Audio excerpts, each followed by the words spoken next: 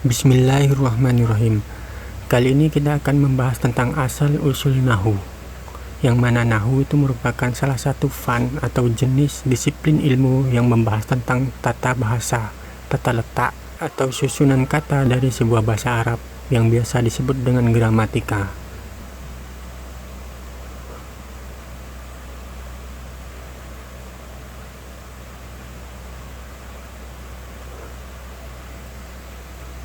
Nah, tulisan ini atau jejeran dari perlafat ini berkaitan dengan asal-usul dari Nahwu. Kenapa ini bisa berkaitan dengan asal-usul dari ilmu Nahwu itu sendiri?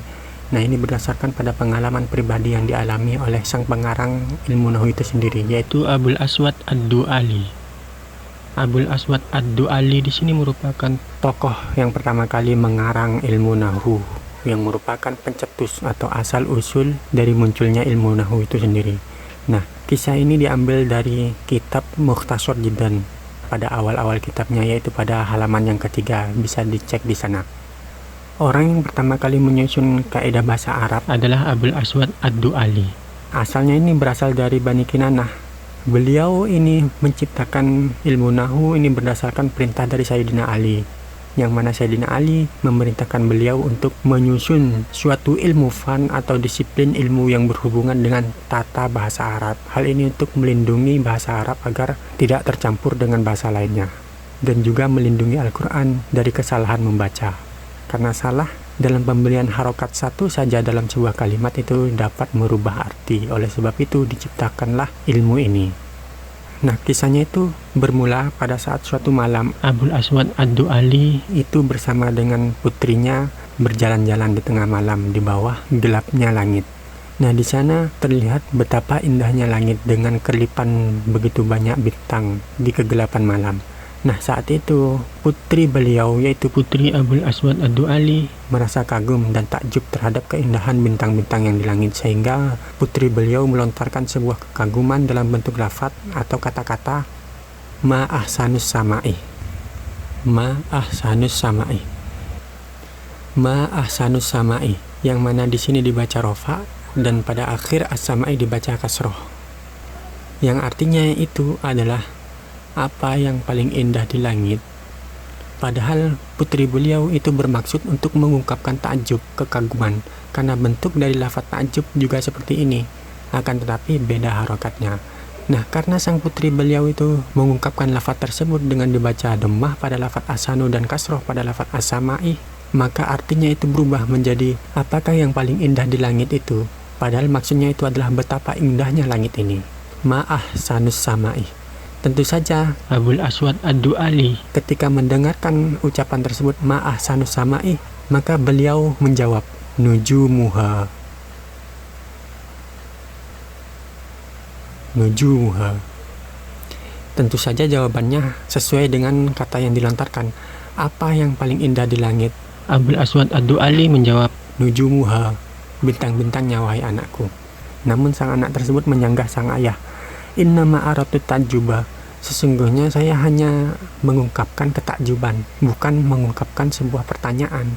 Maka sang ayah, yaitu Abul Aswad Ad-Du'ali, berkata, kalau untuk mengungkapkan sebuah kekaguman, maka janganlah berkata ma'ahsanus sama, akan tetapi ucapkanlah ma'ahsanas sama'ah.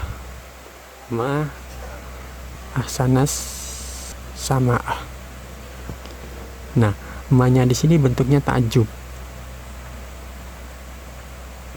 Sedangkan ahsananya di sini yang dibaca fathah merupakan fi'il madi.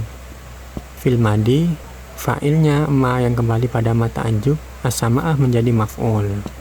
Nah, kalimat ini digunakan untuk mengungkapkan suatu kekaguman. Sedangkan lafaz yang pertama tadi yang dilontarkan oleh anaknya yang berupa ma ahsanus sama'i itu berupa kata pertanyaan. Ma-nya di sini merupakan isim istifham yang kedudukannya menjadi khobar, sedangkan lafaz setelahnya yang berupa ma'rifat, yaitu susun idhofah, berupa isim ma'rifat menjadi mubtada'nya. Oleh sebab itu dibaca rofa dan dikasrohkan karena menjadi mudhof ilaih. Ini merupakan isim tafdil. Oleh sebab itu ayahnya tersebut ketika mendengar lafaz tersebut dilontarkan menyangka bahwasanya ahsanu ini merupakan isim tafdil yang artinya paling indah, paling bagus, as-sama'i, di langit. Idhofahnya di sini merupakan idhofah feh, idhofah yang mengirakan makna fi di dalamnya. Sedangkan jika untuk mengungkapkan suatu ta'ajub, maka sigatnya atau bentuknya itu harus berupa ma'af'ala. Ma ta'ajub disertai dengan fi'il madi setelahnya, yaitu asana, bukan ma'asanu yang merupakan isim tafdil.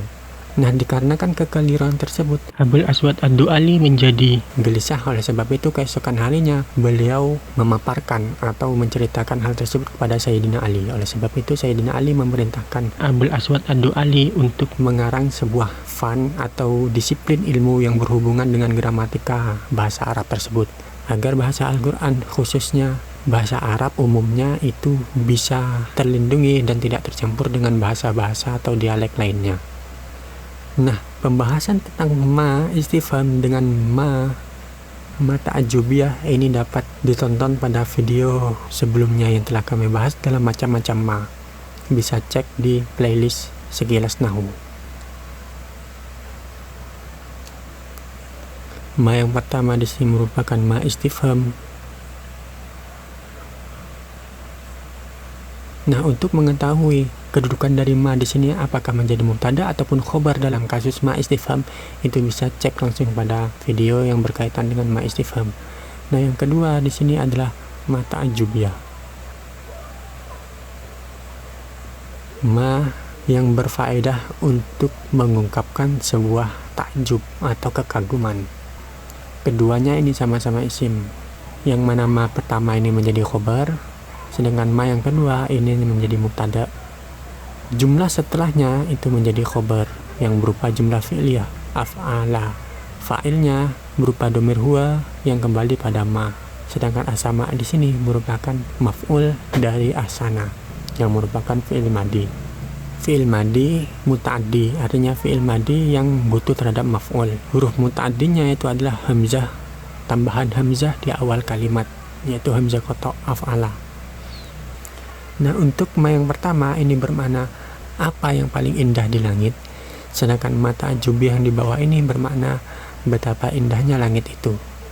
Jadi ketika salah memberikan harokat pada akhir lafadz ini, maka salah juga persepsi dari sang pendengar, sehingga yang apabila maksudnya itu ta'ajub, jika salah pemberian harokat menjadi pertanyaan, maka tumbuhlah sebuah jawaban. Padahal maksud dari lafaz tersebut adalah sebuah pernyataan, bukan sebuah pertanyaan. Wallahu a'lam bishawab.